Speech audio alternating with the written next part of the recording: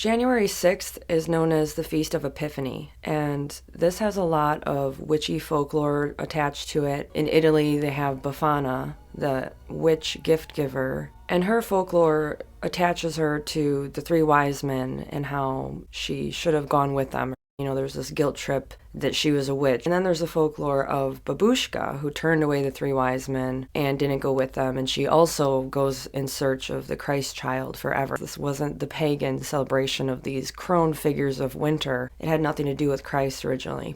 There was a prior significance to this time before the Epiphany was created. Epiphany meaning to manifest. The reason these witches did not go with the three wise men had to do with they wanted to tidy up the house. So it shows their role as a goddess associated with the hearth, an attempt to overlap these pagan figures. After Christmastide ending January 6th, the Feast of Epiphany, then there is Saint Distaff Day, one of the Catholic Church's unofficial holidays. Women were to return to spinning wool and using their distaffs. Before spinning wheels, this was an ancient tool that made it easier to gather your flax and your wool. So I just wanted to make a quick video to wish everyone a happy Rock Day, January 7th in Northern Europe. Still celebrated as a time to teach women the arts and crafts of sewing and spinning. Birchta or perchta. Some people think it means bright or shining, kind of like Balder. Others think it might mean concealed. People dress up as these giant perched-in demons with wooden masks on. There's a lot of debate about the perched-in tradition, whether or not this has any connection to the goddess. The name of the festival itself is the goddess's name, so you can't really say there is no connection.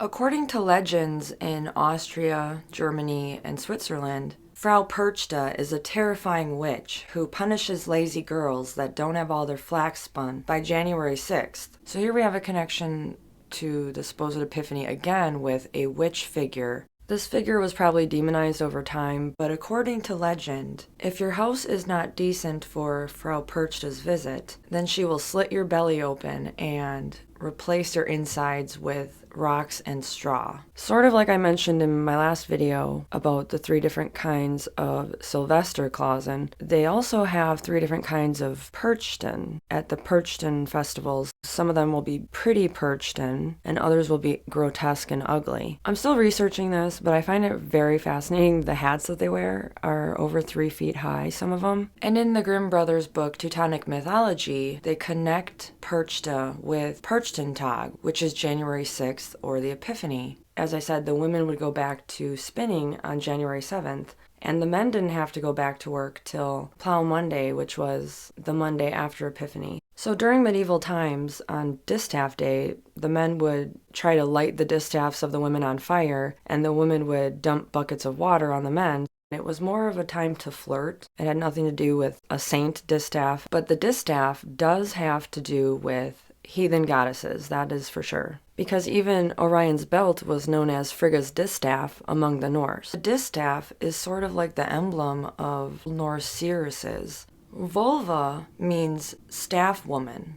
And wands were actually found in the graves of Viking Age females who were clearly important to society to have such an elaborate burial. So whether it is a magical tool, it is still designed after a distaff. And perhaps these staves of the vulvas represented the power of spinning from the viewpoint of the Norns as a cause and effect type of weaving. Mother's side of the family, that would be referred to in olden times as my spindlekin, or the distaff side of my family, because the distaff represents womanhood. The Norse goddess Frigga is also sort of associated with all these winter goddesses like Frohulda.